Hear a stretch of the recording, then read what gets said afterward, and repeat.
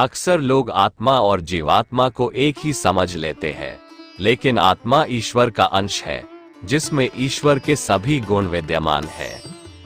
वहीं जीवात्मा जीवों के गुण और कर्मों का प्रतीक स्वरूप है। मानव शरीर में जीवात्मा के भीतरी परत में आत्मा का स्थान है। जीवात्मा में मानव या सभी जीवों के स्वभाव, गुण और कर्मों का संचय होता है, और उन्हीं कर्मों और स्वभाव के अनुसार सभी जीवों का प्रारब्ध या भाग्य बनता है। जबकि आत्मा तो निर्गुण, निराकार, प्रकाश स्वरूप, सत्य रूप, आनंद स्वरूप, शक्ति और शांति रूप से सभी जीवों के अंदर विराजमान होकर सभी जीवों को कर्म करने की शक्ति देता है और उनके कर्मों का साक्षी भी है। आत्मा तो सभी जीवों को उनके प्रारब्ध को भोगने की शक्ति देता है और सभी जीवों को अपने बुद्धि और विवेक से कर्म करने के लिए स्वतंत्र छोड़ता है, परंतु उनके द्वारा किए गए कर्मों का साक्षी भी होता है और उस आत्मा का कभी भी कोई भी नाश नहीं कर सकता। वह शाश्वत, अजर, अमर और अविनाशी है। जबकि जीवात्मा विकारी और जन्म मरण को प्राप्त होने वाला है।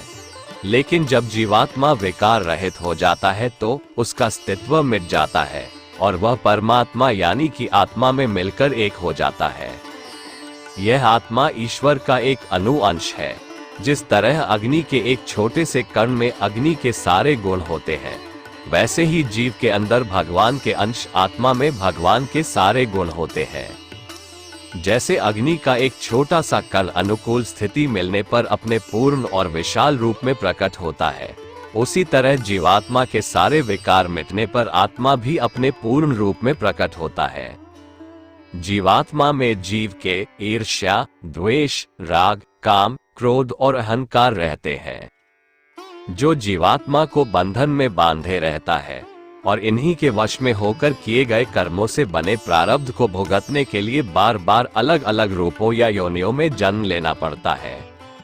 लेकिन जब जीव ईश्वर की भक्ति कर इन सब तत्वों से परे हो जाता है, यानी कि जीव के राग, द्वेष, काम, क्रोध और अहंकार के सारे भाव मिट जाते हैं, तब जीव बंधन मुक्त हो जाता है और उस परमात्मा स्वरूप आत्मा के दर्शन कर उनके साथ एकाकार हो जाता है।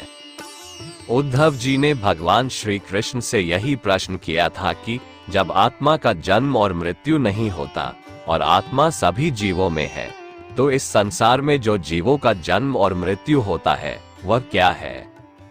इस पर श्री कृष्ण ने कहा था, वह जीवात्मा और उसके अहंकार का ही जन्म और मृत्यु होता है।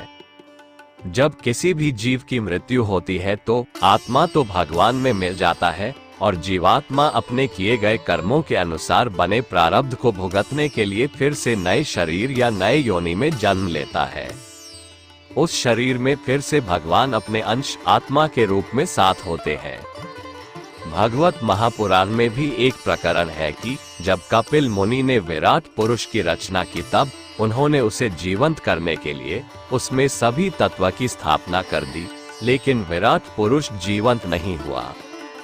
तब भगवान नारायण ने उसमें अपने एक अंश आत्मा का उसमें स्थापना किया, तब वह विराट पुरुष जीवंत हो गया।